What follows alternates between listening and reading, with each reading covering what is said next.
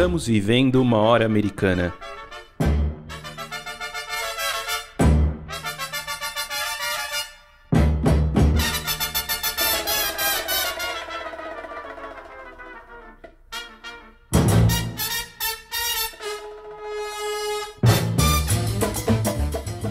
Sejam bem-vindos ao podcast Hora Americana. Aqui trazemos especialistas para conversar sobre diversos temas da história das Américas.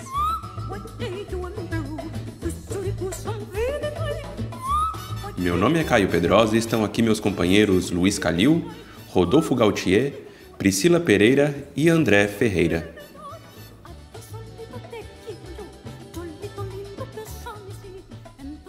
No episódio de hoje falaremos sobre a arqueologia da Amazônia. E para conversarmos sobre esse tema, convidamos o professor do Museu de Arqueologia e Etnologia da USP, Eduardo Neves.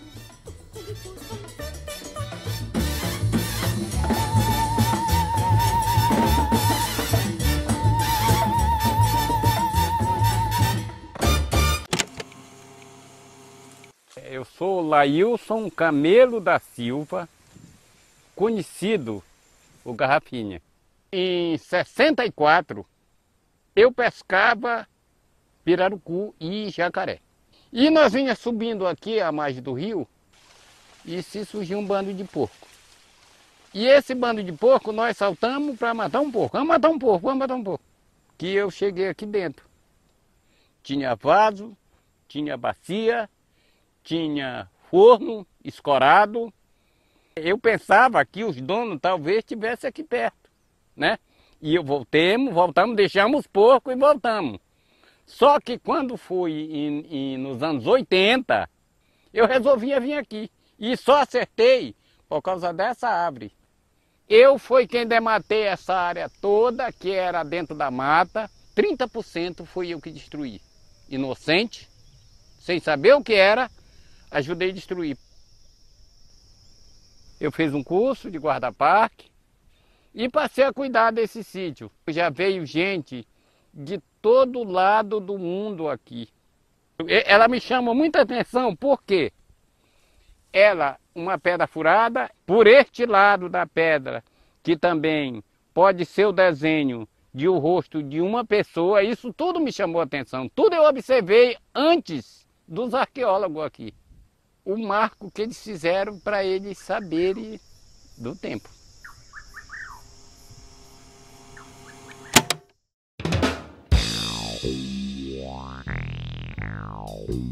O áudio que você acabou de ouvir traz o depoimento de Garrafinha, um antigo pescador e hoje guarda-parque de um sítio arqueológico encontrado décadas atrás no interior da floresta amazônica, no estado do Amapá.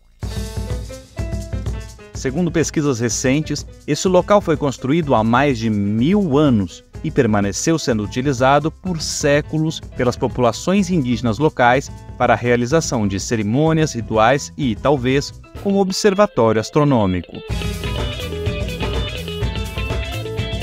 Este é apenas um dos muitos exemplos de ocupação humana na região amazônica. No entanto, esta ocupação milenar foi, durante muito tempo, invisibilizada, dando lugar a uma visão extremamente estereotipada, além de violenta e preconceituosa em relação aos indígenas, isto é, a imagem de uma floresta praticamente intocada. Esse duradouro estereótipo existe desde o período colonial e foi reforçado, por exemplo, durante a ditadura militar, que utilizou o slogan "Terra sem homens para homens sem terra", na tentativa de atrair migrantes de outras partes do Brasil para ocuparem a região amazônica. Felizmente, as pesquisas nas últimas décadas, bem como a atuação crescente dos movimentos indígenas, vem questionando essa visão e mostrando que a Amazônia tem, sim, história. No lugar de uma floresta intocada, o que sabemos atualmente revela um local profundamente marcado e transformado pelos indígenas. Novos geoglifos descobertos no Acre reforçam a ideia de que na Amazônia existia uma população milenar, numerosa e hierarquizada, 2.500 anos antes da chegada dos europeus, o que reescreve a história da região. Foi o que afirmou Ivandra Rampanelli, a arqueóloga responsável pela mais recente descoberta no Acre. A Amazônia, em anos passados, era vista como nós aqui no Brasil podemos verificar que quando a gente estudava em sala de aula, a gente estuda a Amazônia como passado inóspito, que havia pouca população.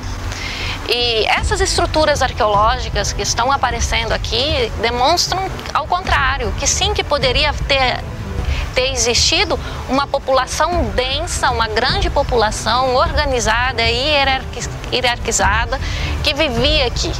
E isso está reescrevendo a história da Amazônia como um todo.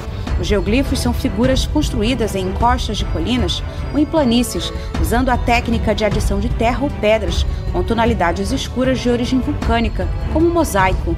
Os pesquisadores descobriram nos últimos anos um total de 523 geoglifos no estado do Acre, que faz fronteira com a Bolívia e com o Peru. Os novos desenhos descobertos estão associados a rituais dos povos indígenas, que habitaram a região antes da chegada dos europeus.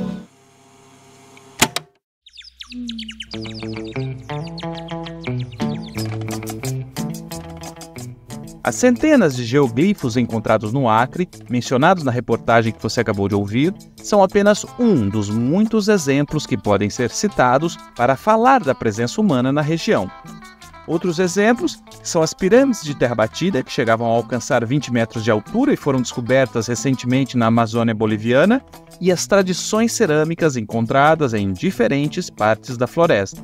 Uma pesquisa divulgada nas últimas semanas nos ajuda a perceber como o passado da Amazônia vem se tornando cada vez mais complexo e plural.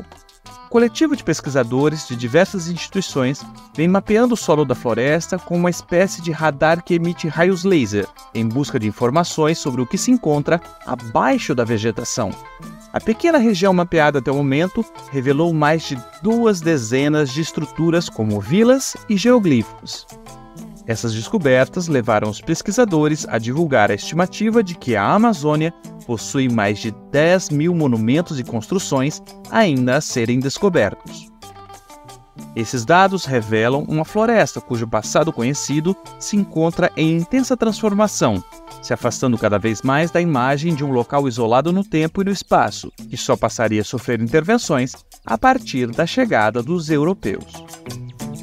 Essa ocupação teria sido tão intensa e transformadora que, atualmente, muitos pesquisadores denominam a floresta amazônica como uma floresta cultural.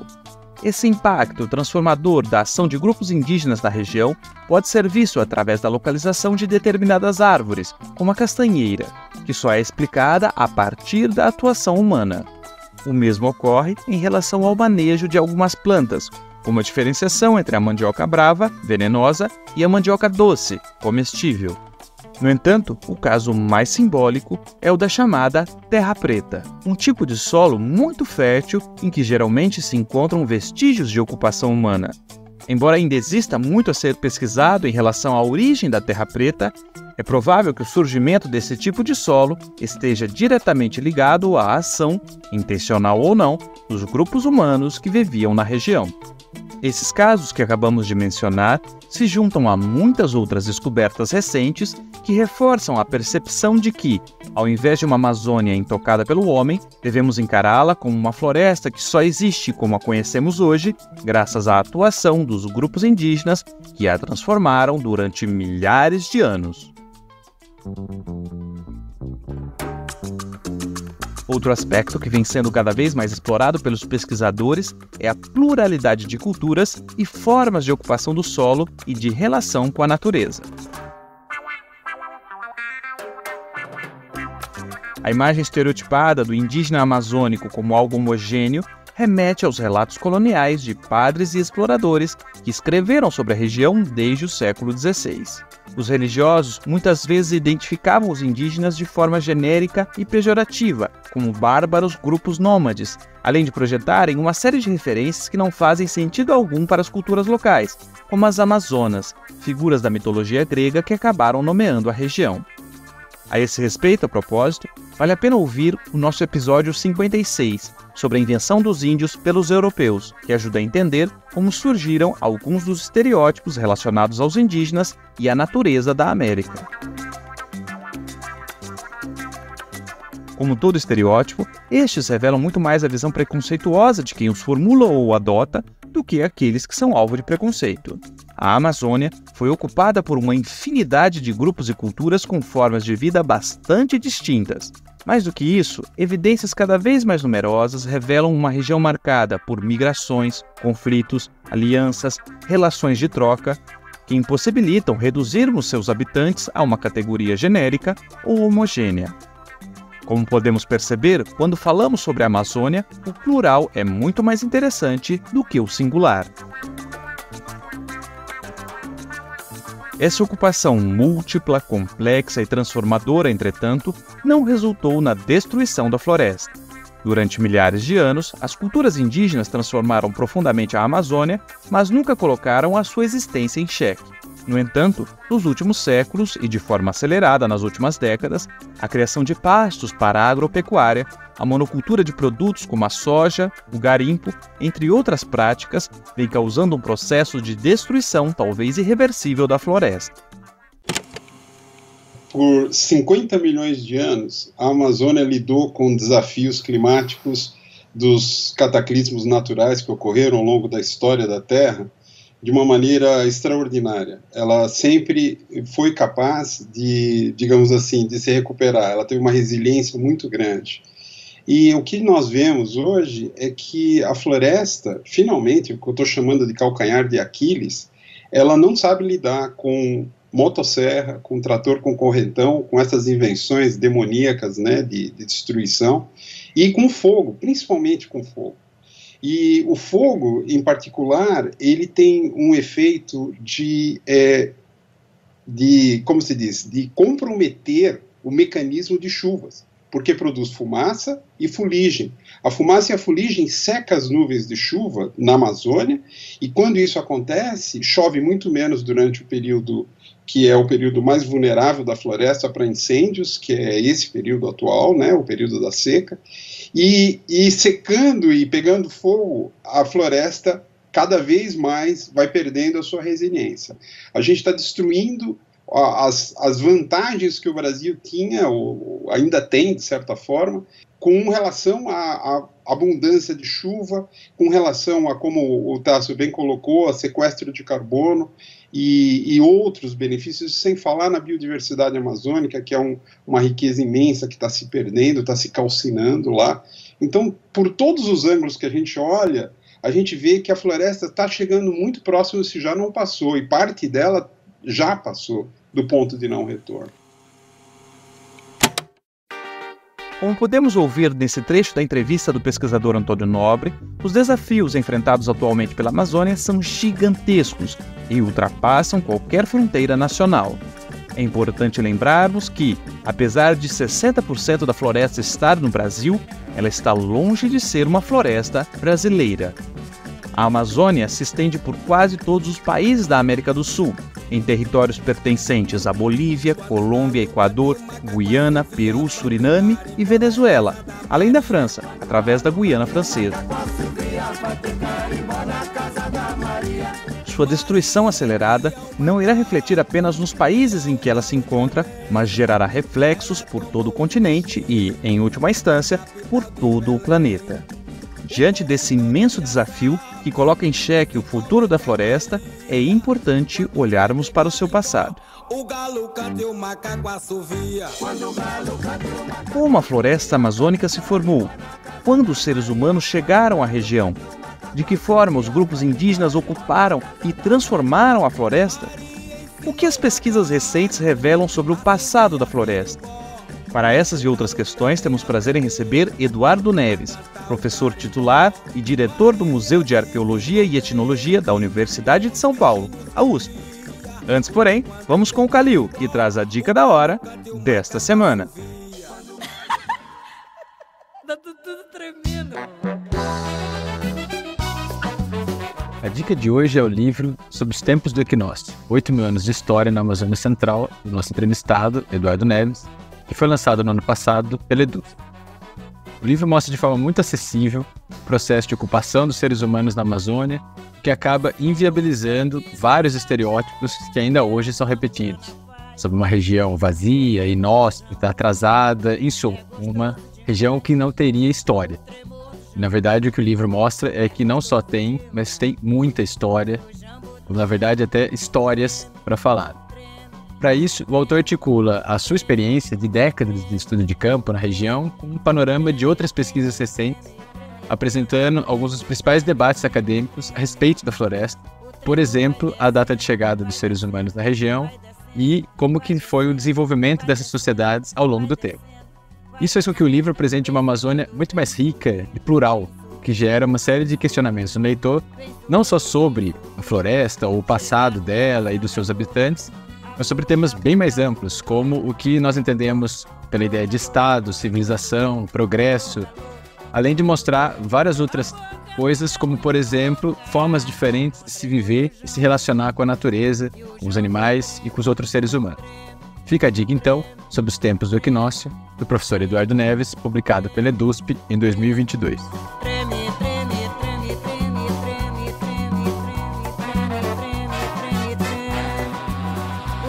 Vai descendo, vai descendo, vai descendo, vai descendo, vai descendo.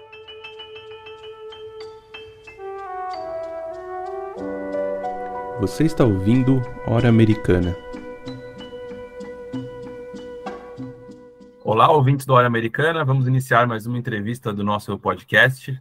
Hoje temos o prazer em receber aqui o professor Eduardo Neves, que é professor do Museu de Arqueologia e Etnologia da Universidade de São Paulo, da USP, e vai conversar com a gente hoje aqui sobre a história e a arqueologia na Amazônia. Então, seja muito bem-vindo, Eduardo, ao nosso podcast. Obrigado, Caio. Bom dia. É um prazer estar aqui com vocês. A gente que agradece. Eduardo, acho que para a gente começar a pensar esse tema, seria interessante a gente falar um pouquinho da Amazônia a partir da sua formação mesmo. Atualmente, é muito recorrente a gente ver em entrevistas, documentários, vários pesquisadores falando que existe um desmatamento da floresta que pode alcançar um chamado ponto de não retorno, que ela não conseguiria mais voltar às suas condições minimamente sustentáveis. E isso acabaria gerando uma transformação completa da região, por exemplo, com um processo de savanização, diminuição dos fluxos de água, além de várias outras mudanças que vão transbordar para além da Amazônia, afetando praticamente quase o mundo inteiro. Pensando nisso, eu acho que valeria a pena a gente pensar no oposto, né? Então, ao invés de pensar nesse processo de destruição futura, né, pensar no desenvolvimento da floresta amazônica. Você poderia explicar para a gente um pouquinho como que a floresta amazônica se formou e se é possível a gente falar de uma floresta ou de várias florestas? Bom, obrigado pela pergunta, Calil. Essa pergunta tem várias respostas, na verdade, né? Vou começar rapidamente falando um pouco da minha experiência como alguém que... Eu estou falando de São Paulo, né? Sou professor da USP, mas eu trabalho na Amazônia, comecei a trabalhar na Amazônia ainda com arqueologia quando eu era estudante na graduação. Então, já vivi na Amazônia também, né?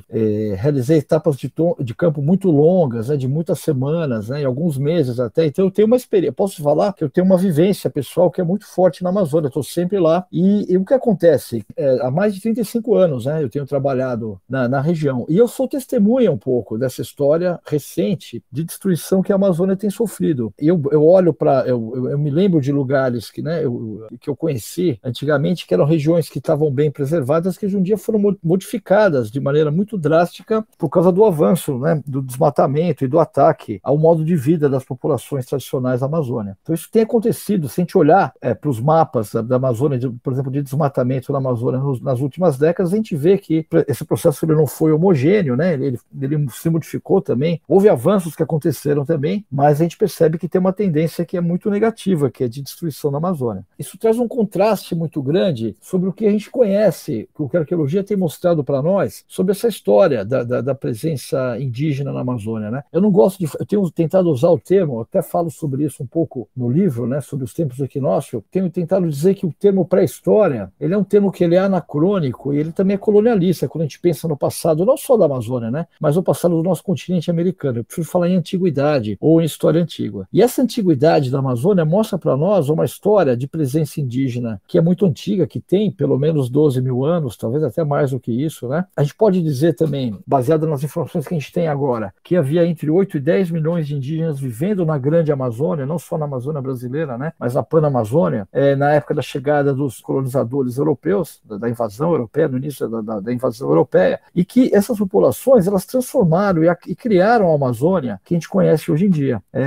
Eu vou falar um pouco mais sobre essas transformações mais para frente, mas isso é bastante interessante. Algo importante também, você tocou no ponto que é fundamental, tem um jornalista paraense que eu respeito muito, que é o Lúcio Flávio Pinto, que tem uma história de dedicação e luta pela Amazônia, que é muito bonita. E o Lúcio Flávio fala uma coisa que é importante a gente nunca se esquecer. A Amazônia, ela é muito grande, ela é muito diversa, né? A área total da Amazônia equivale mais ou menos à área continental dos Estados Unidos, se a gente pegar os outros países amazônicos também. E é óbvio que existem muitas Amazônias diferentes dentro dessa grande Amazônia. Se a gente pensar do ponto de vista ambiental, por exemplo, existe, né, uma Amazônia que é costeira, que é litorânea, que pega o litoral do Atlântico, ali desde o Maranhão até as Guianas, até o leste da Venezuela. A gente tem uma Amazônia que é andina, nós temos uma Amazônia que tem áreas de cerrado, no sul do Amazonas, por exemplo, e no extremo norte do Pará. Uma Amazônia que tem um tipo de vegetação chamada de caatinga amazônica, que é diferente da caatinga do Nordeste, mas que tem características próprias, que está no Alto Rio Negro. E a gente tem essa grande floresta que cobre uma parte muito grande da Amazônia também. Então existem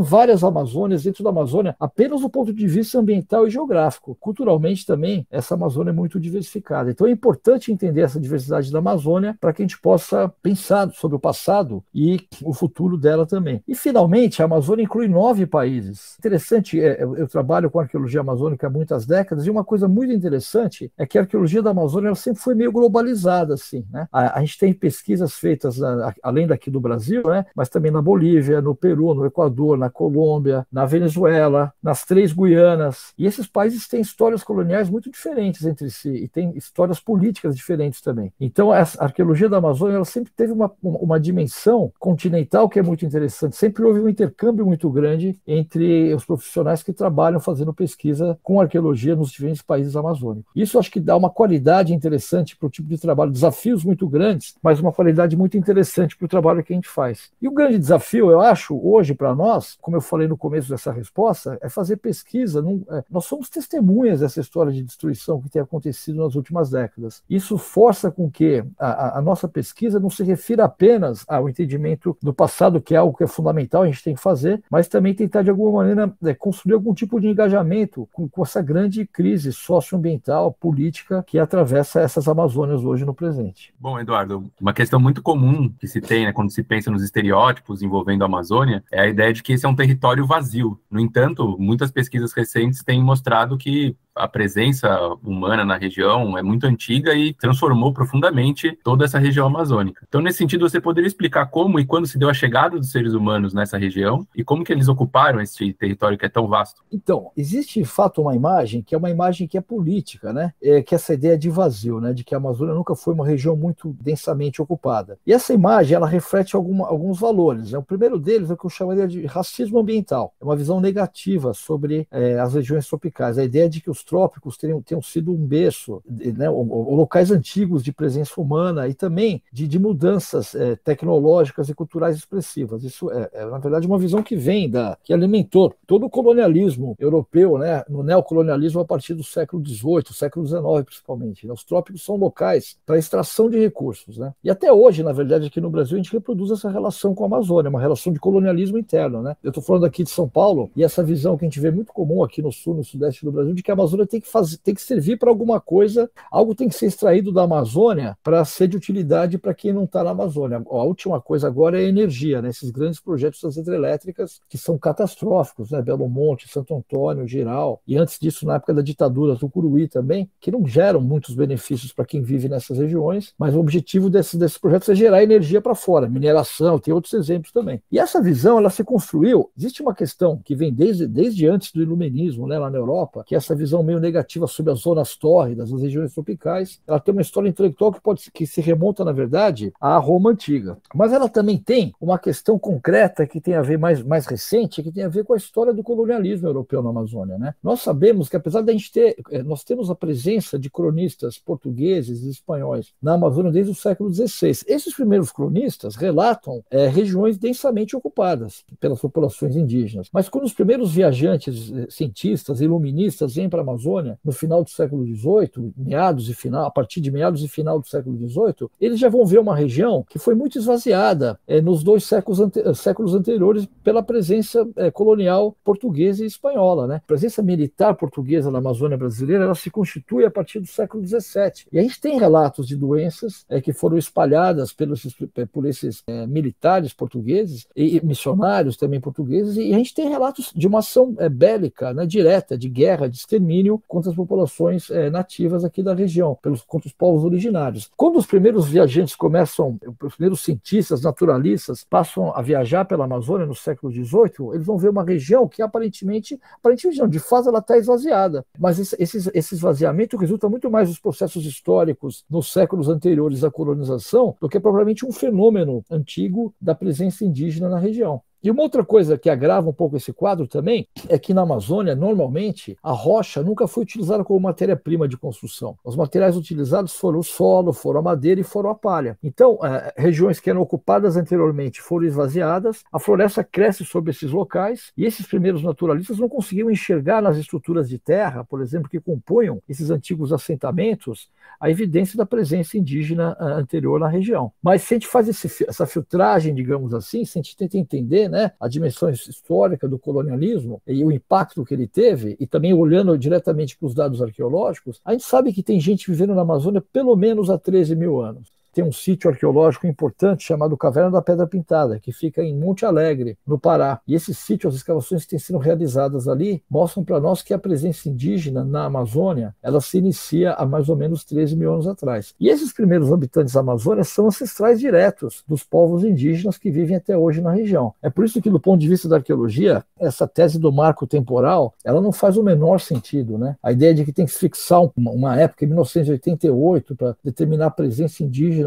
para estabelecer a presença indígena num determinado local, se a gente olhar pelo que a arqueologia diz para nós, ela é absolutamente absurda, né? Essa presença ela começa há 13 mil anos atrás, mas ela está disseminada, se a gente olhar pelos sítios arqueológicos, por toda a região amazônica, e isso vai se constituindo ao longo desses milênios de história ou de antiguidade da presença indígena na região. Bom, Eduardo, você falou que essa presença ela é muito antiga, né? De 13 mil anos mais ou menos. E como que esses grupos iniciais eles vão se espalhando, ocupando todo o território amazônico e se diferenciando, né, ao longo do tempo? Então, a gente não sabe direito o que a gente, para falar dessa presença inicial indígena na Amazônia, o que a gente tem?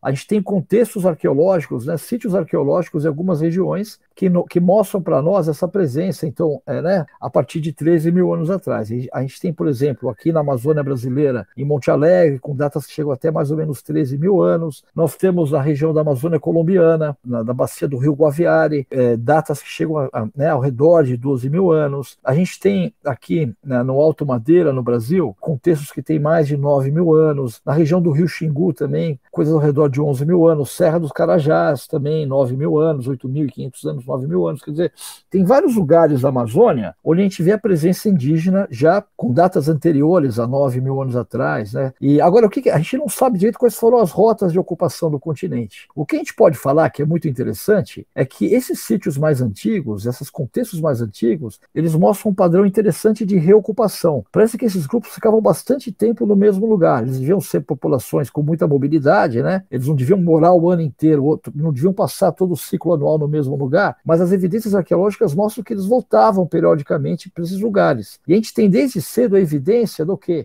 De manejo de plantas, né? De consumo de plantas que são até hoje consumidas por nós, de modificação dos solos, modificação química desses solos. Então, eu penso que esses dados nos permitem dizer o quê? Que essa presença inicial, essa colonização inicial, ela não se deu a esmo, mas ela se deu a partir do quê? Da redundância na reocupação de alguns espaços, na modificação desses locais, transformando o que a gente chama de natureza em paisagens, né, através da presença humana, e a partir desses contextos, né, da criação dessas ilhas de paisagens, um posterior espalhamento por toda a região. Algo interessante também é que a gente vê que tem gente vivendo perto dos grandes rios, como é o caso do Rio Amazonas, né, lá em Monte Alegre, no Rio Madeira, onde a gente trabalha também, mas em locais distantes dos grandes rios, como é o caso da Serra dos Carajás, está no interflúvio entre os rios Tocantins e os rios Xingu. Então parece que não houve, inicialmente, talvez a preferência por algum tipo de ambiente específico, né? Agora, as rotas de migração entre esses locais não estão claras para nós ainda, a gente tem que ter mais pesquisas, né? Eu dei alguns exemplos de contextos arqueológicos antigos, né? Mas eu falei da Colômbia e do Brasil, mas tem, né,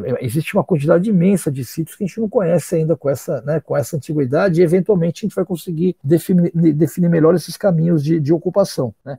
O que a gente pode falar até agora é que vieram os dados arqueológicos e genéticos, principalmente os dados genéticos, indicam para a gente que os povos indígenas das Américas descendem de populações que vieram da Ásia, pelo Estreito de Bering. Essa hipótese ela não é nova, ela é muito antiga, mas ela foi confirmada, ela tem sido confirmada pelos dados da genética, de DNA antigo. Então, o que a gente pode dizer, sugerir que é possível que essa ocupação inicial da Amazônia tenha ocorrido a partir do norte, né, da Cordilheira dos Andes, onde está hoje a Colômbia e a Venezuela, e de lá desses locais para a ocupação do território amazônico. Eduardo, ainda tratando desse tema, é bastante comum se falar acerca dos indígenas, né, que viviam nessa região de uma forma muito homogênea. Nesse sentido, eu te pergunto, é possível pensar, entre aspas, em indígenas amazônicos?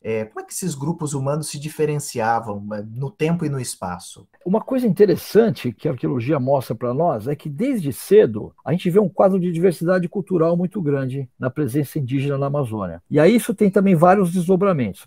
Primeiro que, assim, se a gente olhar para o presente, essa diversidade é imensa também, né? Uma maneira de a gente poder aferir ou mensurar essa diversidade é através das línguas indígenas, né? A gente tem centenas de línguas diferentes faladas na Amazônia. Esse quadro de diversidade linguística muito grande, ele é excepcional em todo o planeta. Tem poucos lugares do planeta com uma diversidade tão grande de línguas como a gente vê na Amazônia. E é interessante que, normalmente, quando você tem diversidade de língua, em contextos sem o Estado, né, de populações com autonomia política, digamos assim, essa diversidade ela ocorre a partir de contextos de isolamento geográfico. São populações que estão isoladas por desertos, por cadeias de montanhas, ou estão vivendo em arquipélagos, né? E no caso da Amazônia, não. A gente tem uma certa homogeneidade. Não tem nenhum deserto que atravessa a Amazônia, ou uma cordilheira. Os Andes estão a oeste da Amazônia, eles não atravessam a Amazônia, né? Então essa diversidade, a meu ver, cultural no presente, ela é resultado de um processo ativo de produção, né, de valorização da diferença. Ela não é um resultado passivo de uma adaptação a contextos geográficos, mas sim resultado ativo de uma maneira de olhar, de estar no mundo. O que é interessante? Se a gente olha para esses dados mais antigos, né, ao redor de 10 mil anos atrás, 9, né, a partir de 8, 9 mil anos atrás, até 13 mil anos atrás, como é que a gente pode aferir diversidade cultural no passado? Olhando, por exemplo, para as características tecnológicas e formais dos objetos que foram produzidos por essas populações. Em alguns lugares do planeta, a gente tem o quê? Por exemplo, o que a gente chama de indústrias, né, de tecnologias de produção de pontas de projétil, de pedra, né, que são lascadas. E em muitos lugares a gente vê o quê? Uma grande homogeneidade geográfica, né, uma tradição tecnológica que tem uma expansão, uma distribuição geográfica muito grande. Aqui na Amazônia, para desespero de algumas colegas, não existe um único padrão. A gente tem desde o começo tecnologias diferentes de trabalhar com a matéria-prima, com a rocha, que nos permite dizer que não tem um único padrão tecnológico que caracteriza esse início da presença indígena na Amazônia. É óbvio que essa base de dados ela tem que ser muito melhor expandida e entendida, né? Mas o pouco que a gente sabe até agora sobre essas ocupações iniciais não indica que esse quadro de diversidade cultural, de diversidade de povos indígenas, ele se estabelece desde o início. E que essa história milenar da antiguidade indígena na Amazônia, ela pode ser entendida a partir dessa noção de produção de diversidade cultural. Isso é uma coisa que se manifesta desde o começo e que parece ser consistente ao longo dessas histórias milenares de presença indígena na região.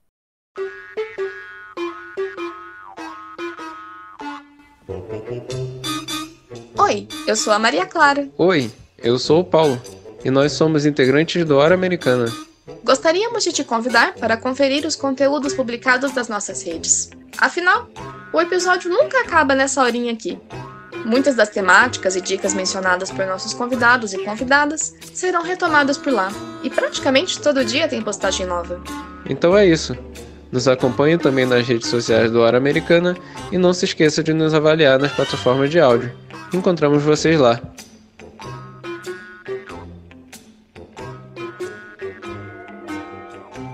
Eduardo, outro estereótipo que está profundamente arraigado, né, no imaginário coletivo, né, em relação à Amazônia, diz respeito à ideia de que ela seria uma floresta intocada pelo homem, né?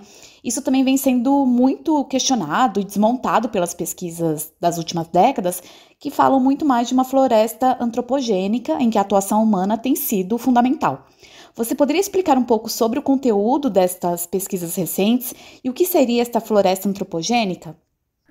Obrigado, Priscila. Como eu falei no começo, né, da nossa conversa, durante muito tempo, quando eu comecei a me interessar por arqueologia da Amazônia, né, e comecei a ler a literatura que havia nessa época, nos anos 80 e nos anos 90, existia uma coisa, uma divisão, que era uma divisão baseada numa falsa premissa. Se olhando para o quadro, né, da antiguidade aqui da América do Sul, havia uma ideia de que as regiões tropicais como a Amazônia teriam sido regiões periféricas nessa história milenar da antiguidade indígena aqui no nosso continente, e que teria havido algumas áreas nucleares, onde todas as grandes inovações teriam ocorrido, né? A agricultura, a cerâmica, a invenção da cerâmica, a emergência do Estado, teria ocorrido nesses locais nucleares. E o grande centro nuclear que se apresentava, hipoteticamente naquela época, era a região dos Andes Centrais.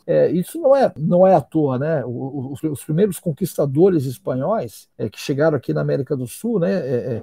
Já no início do século XVI, é uma história muito complexa, não vou conseguir narrar, né, escorrer com mais cuidado aqui, mas eles tiveram contato com o Império, politicamente, que estava em crise, né, mas que tinha centralização política, tinha uma burocracia, né, tinha um exército, que era o Império Inca. E se a gente olhar para uma cidade como Lima, por exemplo, que, né, se tornou a capital política, né, do vice-reinado Peru, né, aqui na América do Sul, Lima está cercada de sítios arqueológicos, né, de huacas, está, né, no deserto. No entorno de Lima a gente tem sítios que são muito grandes. Então, se construiu essa imagem de que haveria esses centros nucleares que estariam nos Andes e regiões tropicais como a Amazônia seriam regiões marginais ou periféricas. E o que ancorava essa hipótese, né? É uma hipótese, de novo, é uma visão muito negativa sobre os trópicos, a ideia de que as regiões tropicais imporiam uma série de limites à presença humana, ao crescimento demográfico no passado, né? Ausência de proteínas, solos muito pobres, né, climas muito extremos, que seriam negativos, incompatíveis com a presença humana aduladora, de longa duração, né? E o que a arqueologia fez nesses últimos 30 anos?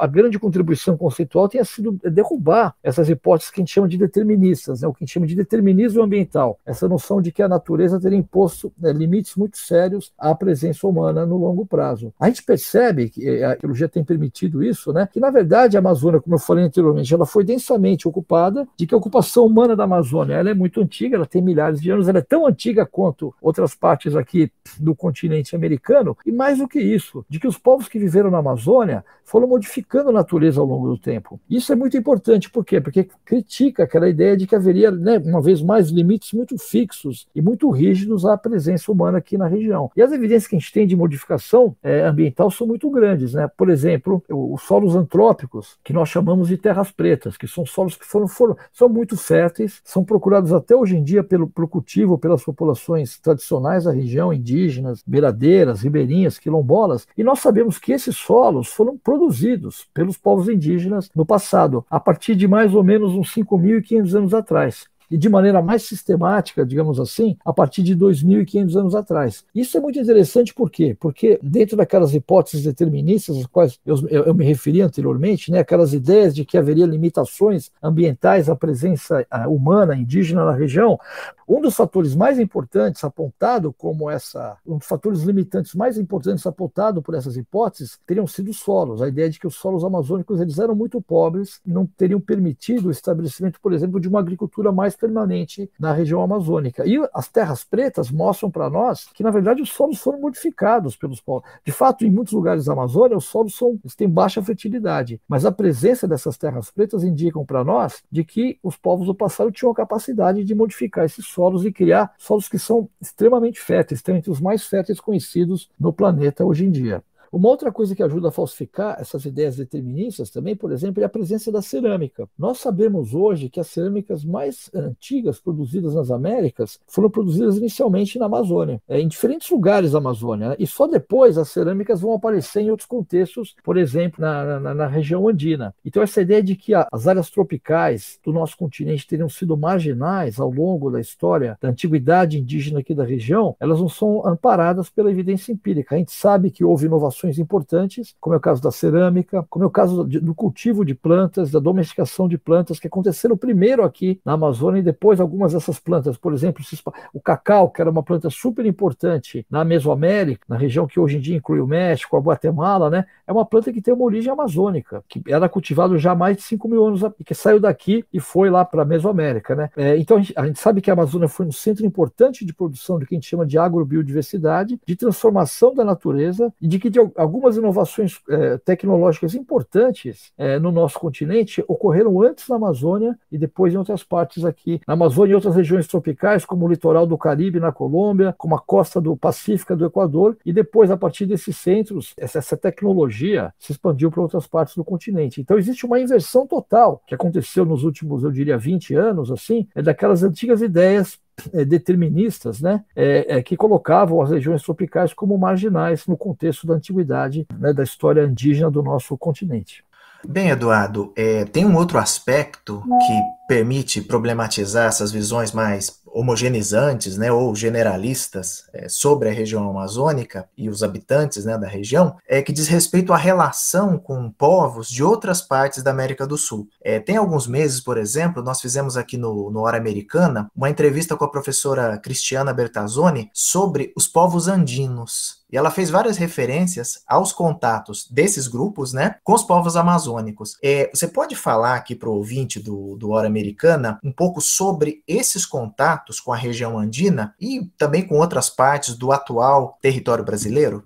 Obrigado pela pergunta, André. Essa questão é uma questão super interessante, né? E ela tem várias respostas para ela, sobre esse contato entre Andes e Amazônia, ou Amazônia e outras partes do continente sul-americano. Tem uma coisa muito interessante, né? Eu sou um arqueólogo que trabalho muito com cerâmicas arqueológicas, por exemplo, né? Foi minha área de especialização. Se eu olhar, por exemplo, para o fragmento de cerâmica arqueológica, eu consigo falar com uma boa margem de segurança se essa cerâmica ela tem uma origem andina ou uma origem amazônica. Isso quer dizer o quê? Que a gente tem tradições artísticas, tecnológicas diferentes nessas duas partes do continente. Isso é uma coisa interessante. Então existe uma divisão que é mais ou menos estabelecida, que a gente consegue entender ao longo do tempo. Mas, ao mesmo tempo, a gente tem também inúmeras evidências de contato. Por exemplo, pensando nas plantas, né? Algumas plantas que foram cultivadas primeiro na Amazônia, elas rapidamente foram introduzidas através da Cordilheira dos Andes para a região do litoral do Pacífico, por exemplo, é o caso da mandioca, que é uma planta essencialmente amazônica, mas que já era cultivada na costa do Peru há mais ou menos 4 mil anos atrás. A pupunha, que é uma palmeira, que a gente come o palmito dela aqui no Sudeste e no Sul, mas lá na Amazônia o pessoal come a fruta dela, que é deliciosa, por sinal, né? A pupunha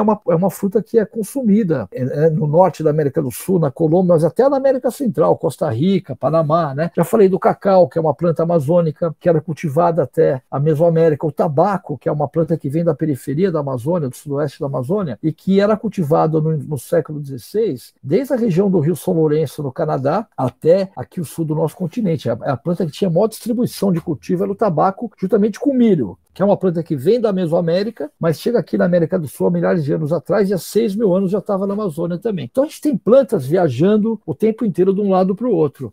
A gente não sabe direito como é que essas plantas eram levadas de um lado para o outro. Eu não acho que eram movimentos de migração de populações. Para mim eram relações de troca entre grupos diferentes que permitiam a circulação dessas plantas. Uma outra coisa interessante, e vou chegar aos Andes daqui a pouquinho, nós sabemos que quando o Cristóvão Colombo chegou no Caribe, ele encontrou uma população ali nas ilhas, né, das Antilhas, né, que falava uma língua que está associada a uma família de línguas que nós chamamos de família Arawak. E essas línguas são línguas amazônicas. E se a gente olhar para as cerâmicas que esses povos produziam, o nome deles era, o nome geral para eles era taínos, né? Se a gente olhar para a cerâmica dos povos taíno, ela tem muitas semelhanças com cerâmicas arqueológicas que a gente encontra na Venezuela e até aqui na Amazônia brasileira também. Então, a gente pode falar, e nós sabemos, se a gente data esses contextos textos mais antigos, a gente pode falar que essas populações que falavam línguas, é uma hipótese, né, da família Arawak, saíram aqui da América do Sul, e através do rio Orinoco, né, da Amazônia, e já viviam no Caribe há mais ou menos 2.500 anos atrás. Então existe uma relação histórica muito forte entre a Amazônia, por exemplo, e o Caribe. Se a gente olha para a relação com os Andes, ela é uma relação muito interessante também, e ela tem várias dimensões. Se a gente olhar para a região andina, a gente vai ver que existem relações antigas entre os Andes e a Amazônia, e elas têm várias dimensões, além das plantas, né, às quais eu me referi anteriormente. Por exemplo, tem um período na história política dos Andes que nossos colegas arqueólogas e arqueólogos andianistas chamam de Horizonte Médio, que foi mais ou menos entre 500 e 1000 da Era Comum. Seria o equivalente, sei lá, à Alta Idade Média na Europa. Esse período é um período muito interessante, porque a gente tem uma presença, né, evidências, né, de templos e de construções, né, de arquitetura pública nos Andes e na costa do Peru, que tem mais de 4.000 anos. Mas o que a gente percebe? Que no Horizonte Médio, entre mais ou menos 500 e 1000 anos atrás, nós vemos pela primeira vez a evidências da emergência, do surgimento de algo que a gente pode chamar de Estado, centralização política, com dois centros principais, um ao redor do Lago Titicaca, centrado em Tiwanaku, que devia ser a capital, né, dessa unidade política, e o outro mais ao norte, no que é hoje o Peru, na região de Ayacucho, num estado chamado de Huari, que tinha uma dispersão geográfica muito grande, chegava até a costa norte do Peru e também até partes da Amazônia. O que é interessante? Nessa mesma época, a gente vê na Amazônia boliviana um fenômeno muito interessante, que é a construção de estruturas monumentais, que a gente poderia chamar até de pirâmides de terra. A maior delas, conhecida, se chama Loma Cotoca. Ela tem 22 metros de altura, o equivalente a um prédio de 7 andares. E ela está cercada de outras estruturas de terra também, como aterros, como valas, como canais, né? Essa região da Amazônia boliviana, conhecida como Llanos de Morros, é uma região de campos abertos, de savanas inundadas. Ela não é coberta por uma floresta contínua. Mas mesmo assim, durante muito tempo, se acreditava que essas estruturas, que a gente sabe que hoje elas foram construídas, né, essas grandes plataformas de terra, elas fossem naturais. Foi só nos últimos 20 anos que essa perspectiva foi modificada. Mais ou menos nessa época, no Horizonte Médio, a gente vê o quê? Né? Aqui na Amazônia brasileira, na Amazônia Central, eu falo um pouco sobre isso no livro, parece que essas aldeias, né, essas grandes aldeias, elas aumentam de tamanho. Os sítios arqueológicos ficam maiores. Os pacotes, os depósitos arqueológicos ficam mais densos. A gente vê também evidências de construção de estruturas de terra, de aterros, né? No Acre, onde eu tenho trabalhado agora, a gente vê nessa época também um padrão interessante, né, de formação isso já começa antes, na verdade, mas fica acentuado, né, um padrão de construção de estruturas geométricas, conhecidas como geoglifos, de aldeias circulares formadas por aterros e conectadas por redes de caminhos ou estradas. No Alto Xingu, isso está mais claro ainda, os trabalhos do Michael Heckenberger e de outros arqueólogos, trabalhando em parceria com o povo Cuicuro que vive no Alto Xingu. No Alto Xingu a gente vê nessa época uma coisa parecida também. O Mike fala de urbanismo, e eu concordo com ele, né? É uma estrutura urbana de grandes aldeias conectadas por estradas lineares, criando uma rede regional de assentamentos. Isso quer dizer que esses povos, voltando para a região andina, que esses povos lá do Horizonte Médio, os Huari, os Tiwanaku, eles estavam colonizando a Amazônia? Não, eu acho que não. Mas eu penso que nessa época, né, entre 500 e 1000, entre 1000 e 1500 anos atrás, entre o ano, mais ou menos, ano 500 e o ano 1000 da Era Comum, a gente pode tratar a América do Sul como uma espécie de sistema mundo, um grande sistema político interligado. Na emergência do Estado, na região andina, ela está associada com outros fenômenos de centralização política e produção de paisagens aqui nas terras baixas. Isso é interessante porque durante muito tempo a gente ficava pensando, será que foram os Andes que influenciaram a Amazônia ou será que foi a Amazônia que influenciou os Andes? Acho que a gente tem que olhar para essa questão a partir de uma perspectiva que não elimina essa anterior, mas é falar, olha, quais são as formas de articulação política que se constituíram a partir dessa época e que uniam uma grande parte do continente sul-americano. A gente sabe que, por exemplo, o estado, o Huari, tinha uma demanda muito grande pela produção de plumas, que eram bens exóticos, que eram usados, aquelas penas coloridas, adornando aqueles mantos, aqueles cocares maravilhosos. Alguns deles sobreviveram. Então pode ser que esse comércio, por exemplo, de bens exóticos, como penas, tenha ativado esse processo de centralização política aqui em alguns lugares nas terras baixas tropicais. A própria coca, que é uma planta super importante nos Andes, ela é nativa dessa região do pé da serra, digamos assim. da cordilheira. Talvez o comércio de coca também tenha ativado esse tipo de demanda. É uma coisa que a gente tem que entender melhor. Mas tem uma correlação histórica muito interessante, que eu acho que tem que ser melhor entendida. Pensar a América do Sul como uma unidade política unificada, numa escala que é maior, né, que é mais macro, entender essas conexões entre a Amazônia e a região andina nessa época, né? Ela já é mais antiga, essas conexões já vêm de antes. Tem uma construção desse sistema integrado, que eu tenho chamado de sistema mundo, né? Não é um termo que eu criei, né? Mas que conecta essas dimensões políticas no nosso continente a partir dessa época. E um outro exemplo interessante também, que tem a ver da Amazônia para fora, é a expansão dos grupos falantes de línguas que a gente chama de família tupi-guarani, né? Os povos guaranis e tupinambás, que ocupavam o litoral do Brasil e partes do sul do Brasil, e ocupam até hoje, né? Na época da chegada dos europeus, e a arqueologia e a genética mostram para nós que esses povos têm uma origem amazônica, mas que eles já estavam aqui no Sudeste, no processo lento de expansão, há mais ou menos uns 2.000 anos atrás, na bacia do Alto Paraná, por exemplo, na divisa entre São Paulo e o Mato Grosso do Sul, né, e um pouquinho depois no litoral do Nordeste. Então, existe uma dimensão política, digamos assim, que é muito interessante, que vai além da Amazônia e mostra essas conexões, que são muito bacanas entre a Amazônia e outras partes da América do Sul, que eu acho que é um desafio para quem trabalha com história das Américas também. É claro que tem uma questão política, que a colonização impõe os limites que são geográficos e políticos, né, mas é importante a gente não perder essa dimensão continental, de história continental profunda, que a arqueologia pode nos ajudar a entender.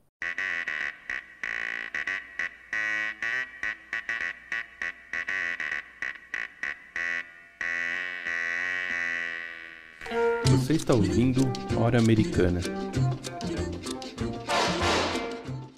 Bom, Eduardo, fascinante essas colocações, essas respostas. Você vai mostrando como que essa história da Amazônia é muito mais interessante, muito mais diversa, muito mais rica do que aparece nesses estereótipos que foram construídos, como você mostrou, ao longo de muitos séculos, né? Sobre o que é essa região e que impregna ainda nosso imaginário sobre o que é a Amazônia, né? E muito disso vem dessas pesquisas arqueológicas que não só vocês, do grupo de vocês, mas que outros grupos vêm realizando na Amazônia, né? Então, pensando nessa questão do campo mesmo da pesquisa na Amazônia, você poderia nos contar um pouco como que se dão essas pesquisas, né, tendo em vista os vários desafios, né, que acompanham as pesquisas arqueológicas, tanto pensando na falta de verbas, na dificuldade de acesso, território sob controle do garimpo, né, hoje em dia também do crime organizado, né, que é tão forte na Amazônia hoje em dia, as condições climáticas, geográficas adversas que percorrem aí essa região. Então, eu queria que você comentasse um pouco sobre esses desafios da pesquisa de campo nesse território amazônico. Bom, é interessante, né, porque historiadoras e historiadores trabalham com arquivos, geralmente são arquivos físicos, né, de papel, tem outros tipos de documentação, obviamente, mas os arquivos talvez sejam por excelência as fontes clássicas de trabalho na produção de conhecimento histórico, né. No caso da arqueologia, os nossos arquivos eles podem estar nos museus guardados, nas coleções, né, mas eles estão lá no campo, né, são os sítios arqueológicos e as paisagens no entorno desses sítios também. Então a gente tem que fazer a nossa documentação, ela é produzida a partir dessas idas a campo. E o que acontece? Fazer arqueologia, ela existe uma coisa muito particular, algumas coisas que destacam a arqueologia um pouco, né, que a diferem um pouco no quadro das humanidades. Primeiro, as nossas fontes, né, digamos assim, as fontes de produção de conhecimento arqueológico, que eu chamo de materialidade arqueológica, elas podem ser objetos, né, como objetos de cerâmica, de pedra, assim por diante, elas podem ter outros tipos de dimensão material, podem ser amostras de solo, podem ser ossos de animais, elas podem ser restos de plantas, né? Podem ser até árvores, em última instância, que crescem no entorno ou sobre os sítios arqueológicos. Então, essa diversidade de propriedades que tem essa materialidade arqueológica impõe desde cedo e logo de cara, é quase que inescapável que a arqueologia ela tem que ser transdisciplinar. Um bom projeto arqueológico ele vai ter que contar com arqueólogas e arqueólogos que têm formações em áreas diferentes, que trabalham com ossos humanos, com solo, com restos de plantas, né? Que fazem análises químicas de ossos que são escavados com cerâmica, que trabalham com objetos de pedra lascada ou polida, que tem uma formação em geologia, né, que a gente chama de geoarqueologia. Então, hoje em dia, um bom projeto arqueológico ele tem que ser logo de cara transdisciplinar. E essa transdisciplinaridade, por um lado, ela quase que esgarça a arqueologia, né, ela força a arqueologia para lados diferentes, mas, por outro lado, ela permite que a gente consiga fazer uma conversa interessante, por um lado com as humanidades e, por outro lado, com as ciências naturais. Então, isso é uma coisa muito bacana. Outra coisa interessante que o nosso processo de produção de conhecimento em arqueologia, geralmente ele é coletivo, né? É muito comum que a historiadora, o historiador vão para o arquivo e passem horas trabalhando sozinhos ali, né? Olhando para aquela série documental. No nosso caso, não. O trabalho de campo, aquela coisa do Indiana Jones com o chicote sozinho, Tem um lado até que interessante, folclórico, digamos assim, mas isso não é real, né? Um projeto arqueológico hoje em dia, de campo, ele tem que envolver um monte de gente, né? É comum que nós tenhamos uma escavação 20, 30 pessoas, o que é muito bom, porque, né, é muito legal dialogar, conversar durante, né, as pesquisas de campo, e geralmente esses materiais que são obtidos no campo, eles são distribuídos por laboratórios em lugares diferentes também. Então, de novo, essa dimensão transdisciplinar, ela também é transinstitucional, que é algo interessante. Agora, tudo isso custa muito caro, né? Imagina você, num dos lugares que a gente trabalha hoje na Amazônia, que é o Sambaqui Monte Castelo, ele está localizado a centenas de quilômetros de distância da cidade mais próxima, né? Isso é acessível por água. Então a gente tem que alugar um barco, né, tem que alimentar 30, né, 20, 30 pessoas durante um mês naquele barco, alugar lancha, comprar combustível, tudo isso custa muito caro, tem um custo muito alto. Então fazer arqueologia hoje, em qualquer lugar do mundo, né, uma arqueologia bem feita no Brasil, tem um custo muito alto. Isso é uma coisa que é muito complicada, porque pode correr o quê? Pode contribuir para uma espécie de elitização do processo de produção de conhecimento, né?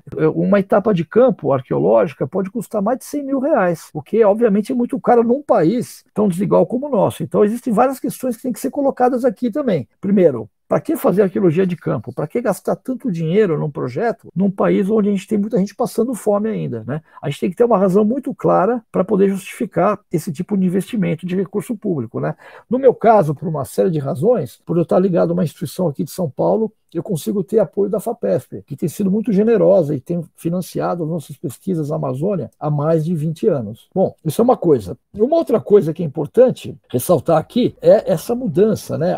Esse aumento, esse avanço do crime organizado sobre a Amazônia, né? Na verdade, isso não é uma coisa muito nova. Eu tenho um grande amigo meu com quem eu trabalhei durante muitos anos, foi meu mestre, na verdade. Ele era dos Estados Unidos e ele foi assassinado numa etapa de campo na qual a gente estava trabalhando juntos em 2005, em agosto de 2005. Então, assim, essa violência, se a gente olhar para a história da Amazônia, a história colonial da Amazônia, a história da Amazônia depois da independência, tem uma dimensão muito forte da violência, né? O processo colonial foi violento, como eu falei anteriormente, está ligado ao extermínio dos povos indígenas, né? A época da borracha, que gerou tanta riqueza para a Amazônia, foi uma época muito violenta também, né? O antropólogo Michael Taussig, inglês, que trabalhou muitos anos na Amazônia colombiana, ele usou um termo que é terrível, mas que é muito importante, que é economias do terror, né? Se a gente olha para os relatos da época da borracha com relação aos povos indígenas, e aqui no Brasil o pessoal que veio do Nordeste trabalhar na época da borracha também, é uma época de muita violência. Então essa violência, de certo modo, ela faz parte da história do Brasil, né? Não só da história da Amazônia. E ela está latente, às vezes ela volta com mais força ou não. E nos últimos anos é óbvio que ela voltou com uma força muito grande, né? Tem uma dimensão nova, que também já não é tão assim, ela não é tão nova assim, mas ficou mais forte, que é essa conexão entre o narcotráfico,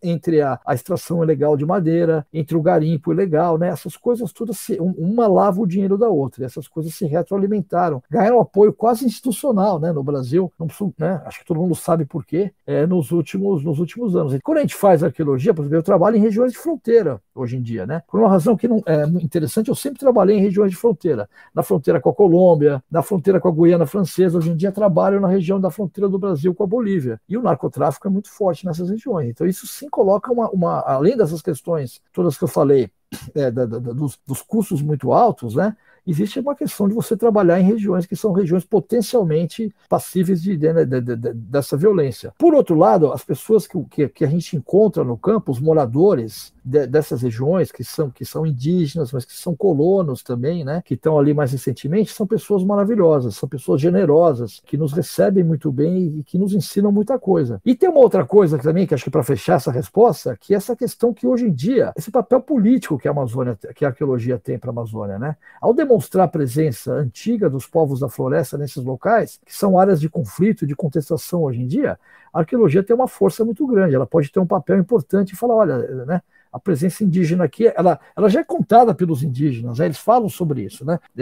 A arqueologia ela vem junto nessa história, né? A demonstrar essa presença indígena centenária ou milenária. E é por isso que é interessante, né? Eu trabalho no Acre há alguns anos já, desde mais de 10 anos já que eu trabalho no Acre, e nos últimos anos eu tenho notado que os proprietários de terra não deixam mais a gente entrar nas fazendas para mapear os sítios arqueológicos, porque eles sabem que a presença de sítios arqueológicos ali é algo que demonstra essa presença indígena muito antiga e que, em muitos casos, dos grandes proprietários de terra, né, do agronegócio, da pecuária e da soja que está entrando no Acre agora, não é interessante para eles mostrar que essas grandes fazendas elas ocupam territórios com uma presença, uma evidência abundante da presença indígena antiga, ou não tão antiga ali naquela região. Então, eu acho que houve uma mudança. Fazer arqueologia na Amazônia hoje é um pouco mais arriscado do que era antes por causa dessa dimensão política que a arqueologia tem, por causa dessa aliança que a gente constrói, nós arqueólogas e arqueólogos trabalhando ali com os povos da floresta, com não indígenas, mas também os povos ribeirinhos, né, quilombolas que vivem na região há alguns séculos, há muitas décadas ou há milhares de anos.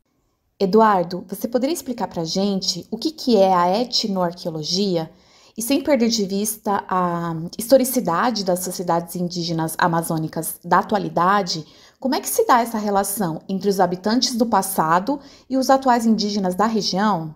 Então, Priscila, a etnoarqueologia é uma área da arqueologia que trabalha, a ideia é realizar pesquisas de campo com populações vivas, né, tradicionais vivas no presente, para tentar levantar informações que ajudem na interpretação do que a gente encontra nos contextos arqueológicos. Inicialmente, a etnoarqueologia ela tinha uma pegada meio colonialista, né, nos anos 60, assim, né, o cara ia para campo, passava um tempo vivendo com um povo ali, pegava um monte de informação e depois ia embora e nunca mais voltava e usava aquilo para interpretar o que se encontrava arqueologicamente.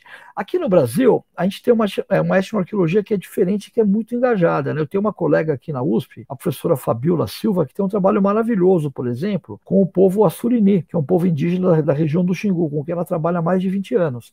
E nesse caso, essa etnoarqueologia ela tem mudado, né? O próprio trabalho do Mike Heckenberger, como me referi lá no Alto Xingu, né? A partir dessa nova perspectiva, as populações indígenas, elas estabelecem, juntamente com as arqueólogas e os arqueólogos, qual que é a pauta da pesquisa, né? Quais são os temas que interessam a essas populações também. E essa etnoarqueologia que é interessante, feita no Brasil, ela tem uma dimensão que tem a ver muito com a paisagem, com os territórios, né? Tentar mostrar essa presença, usar a arqueologia para tentar demonstrar essa presença indígena antiga nesses territórios que são ocupados até o presente. Então isso tem mudado muito. Eu acho que isso demonstra um pouco, e é claro que isso não é um processo universal, né? Mas essa mudança de perspectiva da relação da arqueologia com os povos indígenas, né? Tem uma parte da arqueologia que é feita no Brasil, ela tem que ser feita, ela é importante, que está ligada ao licenciamento ambiental. E essa arqueologia ligada ao licenciamento ambiental, às vezes ela coloca um conflito entre os povos indígenas e os arqueólogos, porque os arqueólogos vão a campo, vai ser construída uma barragem, por exemplo.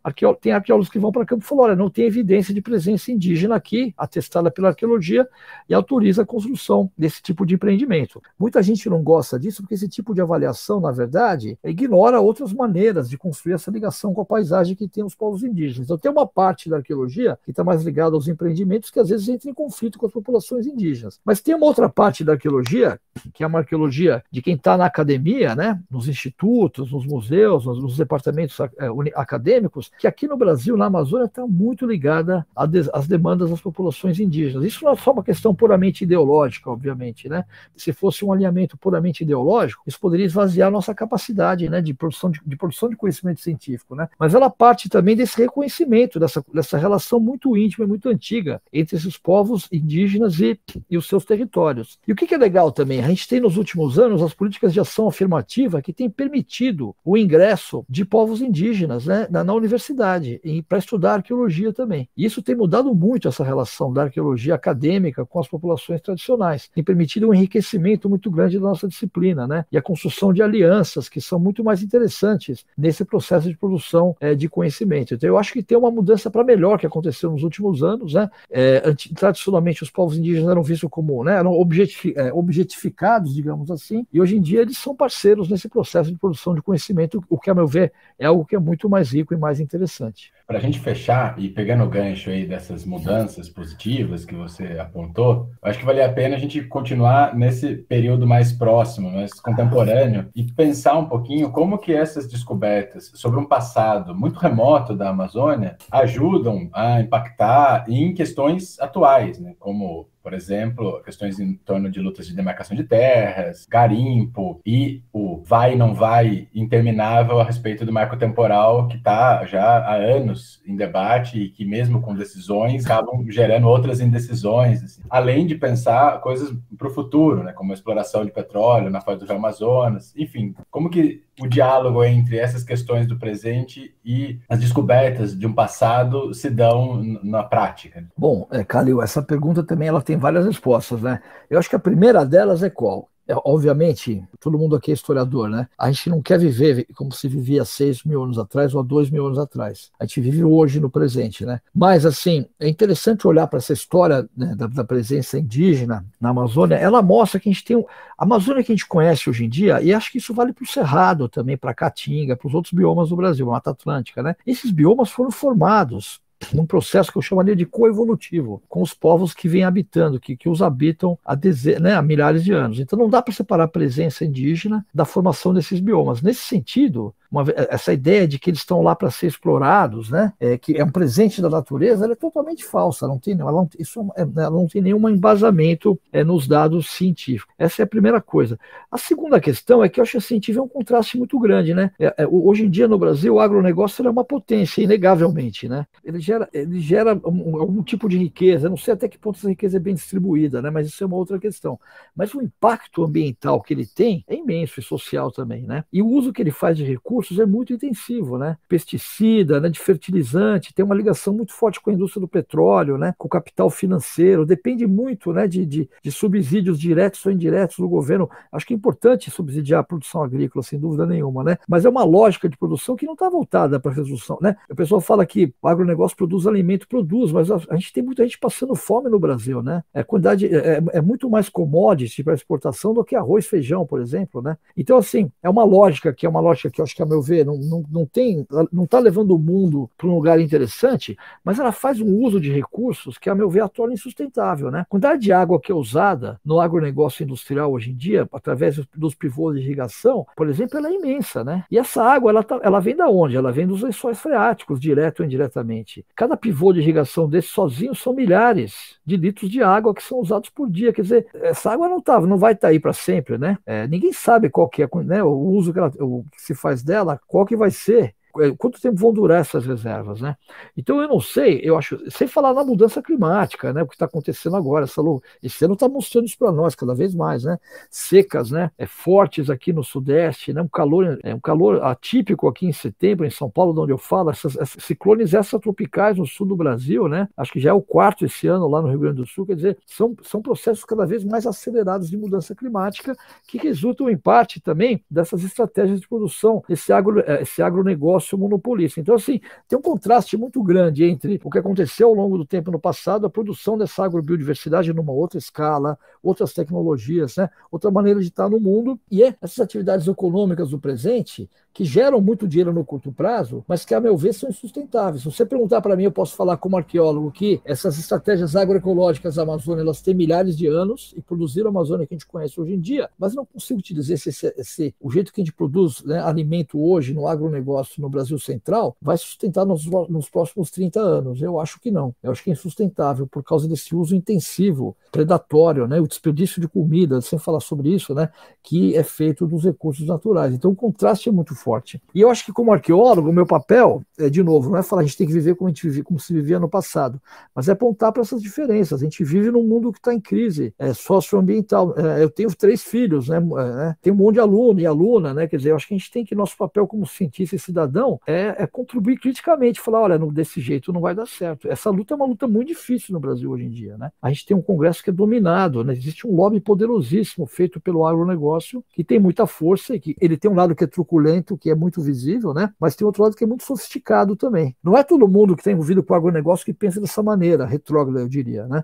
Mas a gente tem que estabelecer canais de conversa, diálogo, para apontar para outros caminhos que não esse, que geram muito dinheiro no curto prazo, mas que, a meu ver, são complicadíssimos benefícios para o nosso planeta e para o Brasil. Não digo nem no longo prazo, eu diria no médio prazo. E aí eu volto para o começo da nossa conversa, né? Aquela coisa do determinismo ambiental, das limitações ambientais. Sem querer, essa questão da sustentabilidade, ela foi pautada na arqueologia amazônica há 60 anos atrás, né? E o que a gente tem feito, no fundo, nesses últimos anos é mostrar, olha, que tem maneiras sustentáveis, interessantes de viver nos trópicos. Sem querer, esse debate, que era um debate sobre o passado, colocou a gente meio que, não diria no olho do furacão, porque a gente é arqueólogo, né? Mas coloca a gente nessa arena de discussão do presente. E essa conexão entre o passado e o futuro é uma coisa que me interessa muito na arqueologia amazônica. É claro que conhecer o passado é maravilhoso, e a gente pode estudar o passado só pelo prazer e pela importância de conhecer o passado. Mas acho que é importante, quando isso for possível, participar também dessa arena de debates que a gente vê no presente. E a arqueologia hoje na Amazônia e no Brasil nos permite colocar nesse lugar, que é um lugar importante, no qual eu me sinto muito feliz como cientista e como cidadão também. Bom, Eduardo, muito obrigado pela sua entrevista, parabéns pelas suas pesquisas, eu acho que elas vêm revelando aí toda essa complexidade da história da Amazônia, e espero que a entrevista tenha ajudado o nosso público a entender um pouco mais sobre essa região tão interessante, tão fascinante que é a Amazônia, e que vai muito além desses estereótipos que, como você mostrou, vêm sendo construídos e replicados há tanto tempo. Então, muito obrigado pela sua entrevista, Eduardo. O Hora Americana desta semana fica por aqui. Este programa é um projeto de extensão interinstitucional com membros da Universidade Estadual de Londrina, Universidade Federal Rural do Rio de Janeiro, Unicamp, Instituto Federal de Minas Gerais e Instituto Federal do Sul de Minas Gerais. O Hora Americana tem produção de Luiz Calil, Caio Pedrosa, Rodolfo Gautier, Priscila Pereira e André Ferreira. A edição é de Caio Pedrosa, Letícia Cavalcante e Carolina Corbani. Divulgação e criação de conteúdo para as redes sociais, de Paulo Gomes, Maria Clara Figueiredo e Bruna de Andrade. No episódio de hoje utilizamos as seguintes músicas: La Pupunha, do grupo La Pupunha, Cumbia de los Pajaritos, dos Los Mirlos, La Dança del Mono, dos Los Orientales de Paramonga, O Galo Canta, O Macaco Assobia, de Messias Holanda, e Jamburana, da Dona Odete.